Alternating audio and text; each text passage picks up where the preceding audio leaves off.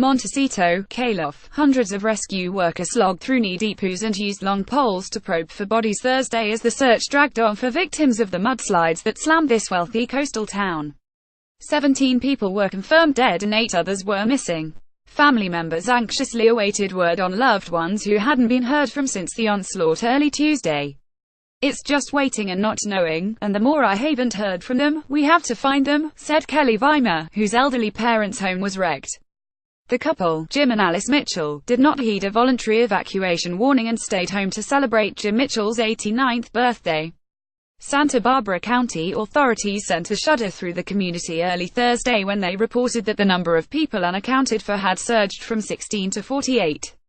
But later in the morning, they said they had made a clerical error, and the actual number of missing was down to 8. As search dogs clambered on heaps of wood that used to be homes, mud-spattered rescue teams from all over California worked their way through the ruins of Montecito, an enclave of 9,000 people northwest of Los Angeles that is home to celebrities such as Oprah Winfrey. It was left covered with thick muck, boulders, wrecked cars, splintered lumber and tree limbs in a scene Santa Barbara County Sheriff Bill Brown likened to a World War I battlefield. Downtown, a quaint stretch of cafes and galleries normally bustling with tourists and locals, was a staging area for fire trucks and heavy equipment Thursday. Fire and sheriff's officials hovered over a map spread across the hood of a truck while a fire crew made up of inmates loaded trucks for another day of debris removal. On the edge of the disaster zone, John Flynn looked dazed as he stood in the driveway of his home. Fallen power lines crisscrossed a neighbor's yard, trees lay like bowling pins, and the air smelled of wet ash and sewage. "We came through okay. We are the lucky ones," he said, shaking his head with the knowledge that one stray boulder on a different trajectory could have taken out his hillside home. Down the block, just the crushed roof of a home stuck out of a sea of dark brown mud. After a better look at the damage, officials lowered the number of destroyed homes from 100 to 64 and raised the number of damaged ones from 300 to 446. Overall, 28 people were injured. 12 remained hospitalized, 4 in critical condition. By Wednesday, some 500 searchers had covered about 75% of the inundated area, authorities said. They had a long slog ahead, filled with hazards seen and unseen. "A lot of the street signs are gone. The roads are impassable. It all has to be done on foot," said Deputy Dan Page, chief of a Los Angeles County Sheriff's Department rescue team. Rescue crews worked up to 12 hours a day and risked stepping on nails or shattered glass, or being exposed to raw sewage, or dealing with leaking gas, Page said. "We've gotten multiple reports of rescuers falling through manholes that were covered with mud, swimming pools that were covered up with mud," said Anthony Buzzerio, a Los Angeles County Fire Battalion chief. "The mud is acting like a candy shell on ice cream.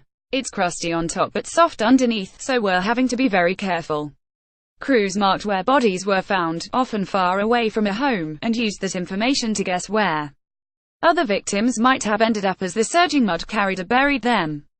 People in Montecito had counted themselves lucky last month after the biggest wildfire in California history spared the town. But it was the fire that led to the mudslide, by burning away vegetation. "We totally thought we were out of the woods," said Jennifer Markham, whose home escaped damage in both disasters. "I was frozen yesterday morning thinking, this is a million times worse than that fire ever was."